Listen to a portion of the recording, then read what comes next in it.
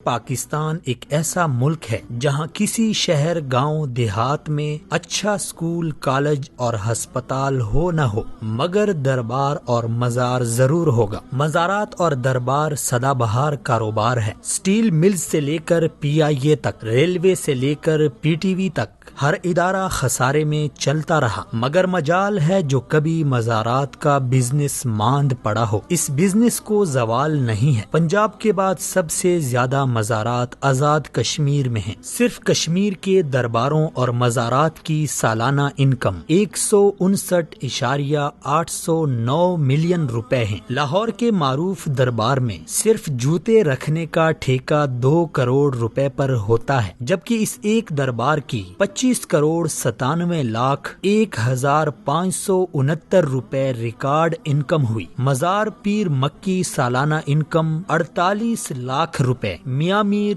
10 لاکھ روپے، مادو لال 6 لاکھ روپے، بی بی پاک دامن 31 لاکھ روپے، دربار شاہ رکن 24 لاکھ روپے۔ ان درباروں اور مزارات میں سے جو محکمہ اوقاف کے تحت ہیں وہاں کرپشن کے قصے زبان زد عام و خاص ہیں۔ ہزاروں دربار اور مزارات وہ ہیں جو محکمہ اوقاف کے تحت نہیں ہیں، ان کی انکم بھی مجاور اور مافیاز کھاتے ہیں۔ حالیہ دنوں صاحبزادگان گولڑا شریف کی شادی خانہ آبادی کے خوب چرچے ہیں۔ پیرزادوں کی شادی کی تقریبات سے ہی اندازہ لگائیں کہ مریدوں کے چندوں پر کس قدر شاہ خرچیاں ہو رہی ہیں۔ غریب مریدوں کے چندے سے منعقد مہنگے ہوٹل کی تقریب میں سیاستدان، صحافی، بیوروکریٹ تو تھے، شاید ہی کسی غریب مرید کو یہاں مدعو کیا گیا ہو۔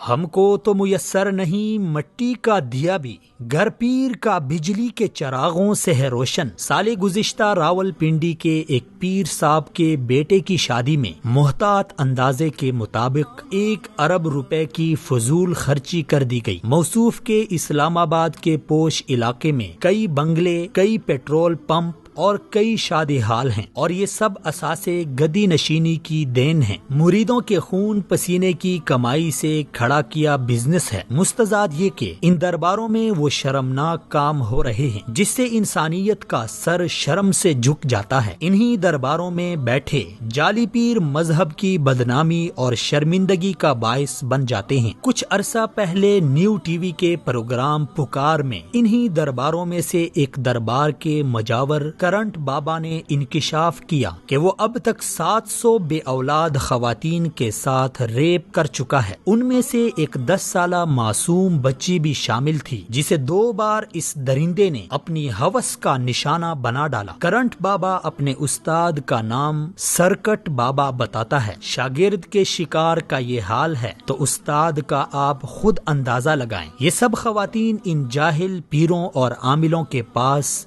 بے اولادی کا علاج کرانے جاتی تھی۔ یہ شخص انہیں جنسی درندگی کا نشانہ بناتا تھا اور پھر ڈرا دھمکا کر خاموش کراتا تھا کہ اگر کسی کو بتا دیا تو میرا موکل تمہیں جلا کر بھسم کرے گا، اور یہ خوف کے مارے چپ ہو جاتی تھی۔ اس طرح کے واقعات درباروں اور مزاروں میں تواتر کے ساتھ پیش آ رہے ہیں۔ یہ کوئی معمولی نوعیت کے جرائم نہیں ہیں۔ حکومت کو فوری طور پر مزاروں اور درباروں میں بیٹھے جعلی عاملوں اور پیروں کے خلاف کارروائی کرنی چاہیے تاکہ مزید عزتیں پامال ہونے سے بچ جائیں۔ ان درباروں میں فروکش پیروں کا بھی احتساب ہونا چاہیے کہ وہ غریبوں سے پیسے بٹور کر کیسے اپنی عیاشیوں میں اڑاتے ہیں۔